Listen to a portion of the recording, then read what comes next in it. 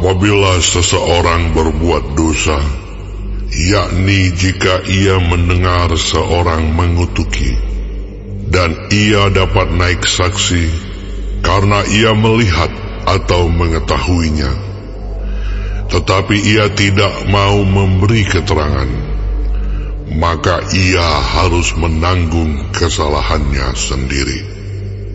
Atau bila seseorang kena kepada sesuatu yang najis, baik bangkai binatang liar yang najis, atau bangkai hewan yang najis, atau bangkai binatang yang mengeriap yang najis, tanpa menyadari hal itu, maka ia menjadi najis dan bersalah.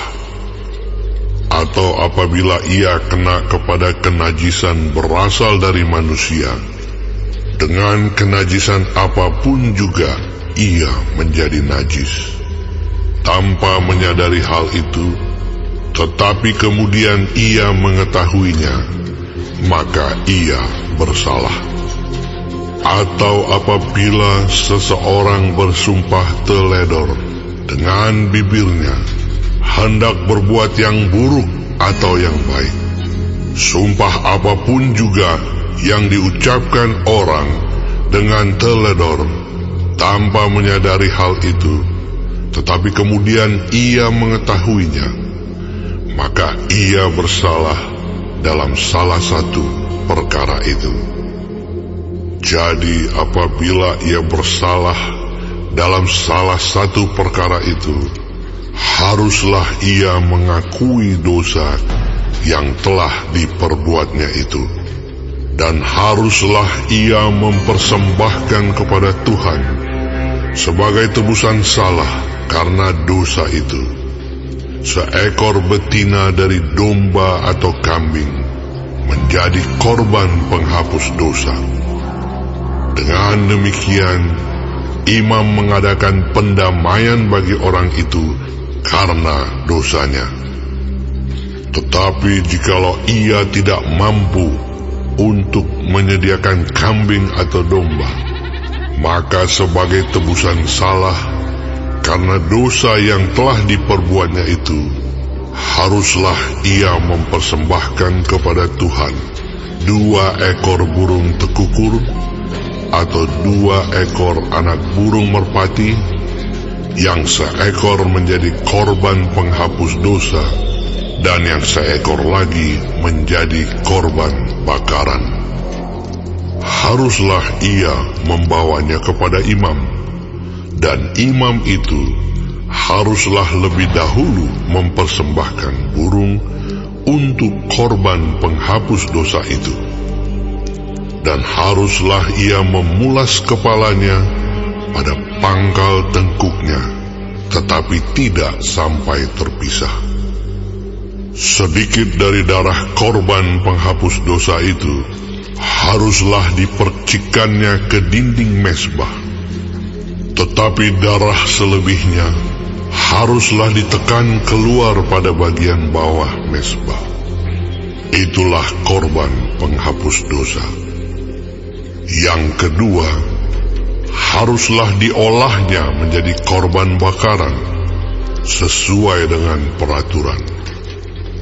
Dengan demikian, imam mengadakan pendamaian bagi orang itu karena dosa yang telah diperbuatnya, sehingga ia menerima pengampunan.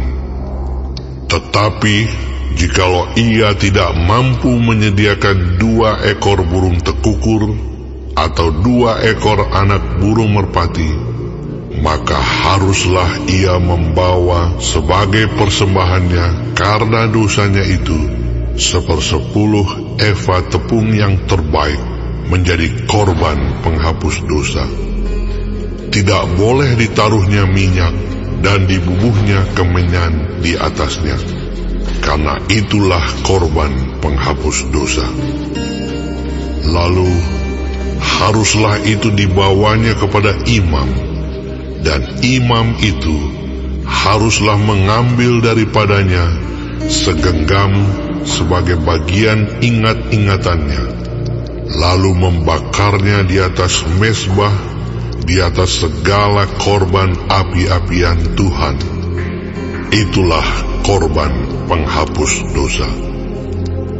Dengan demikian, imam mengadakan pendamaian bagi orang itu karena dosanya dalam salah satu perkara itu, sehingga ia menerima pengampunan.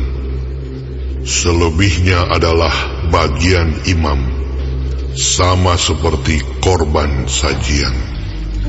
Tuhan berfirman kepada Musa, apabila seseorang berubah setia dan tidak sengaja berbuat dosa dalam sesuatu hal kudus yang dipersembahkan kepada Tuhan, maka haruslah ia mempersembahkan kepada Tuhan sebagai tebusan salahnya seekor domba jantan yang tidak bercela dari kambing domba, dinilai menurut sikal perak, yakni menurut sikal kudus, menjadi korban penebus salah.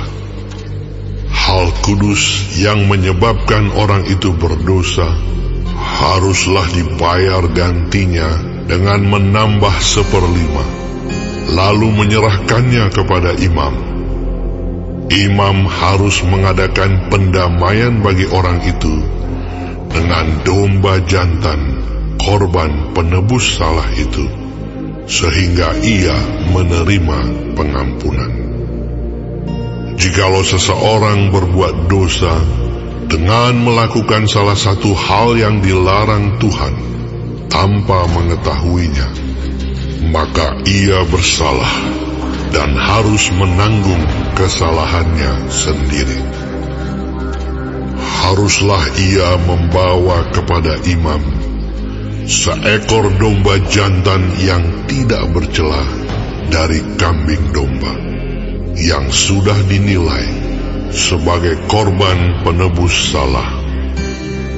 Imam itu haruslah mengadakan pendamaian bagi orang itu karena perbuatan yang tidak disengajanya dan yang tidak diketahuinya itu, sehingga ia menerima pengampunan.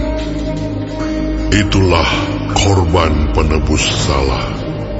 Orang itu sungguh bersalah terhadap Tuhan.